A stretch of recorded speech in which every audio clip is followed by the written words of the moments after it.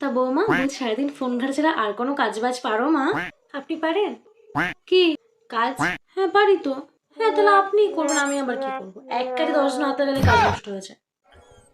কিন্তু শ্বশুর বাড়িতে আসলে সবাইকে একটু অত কাজ করতে হয় মা। হ্যাঁ মা, তা এটা তো আপনারও বাপের বাড়ি না শ্বশুর বাড়ি, আপনি করুন।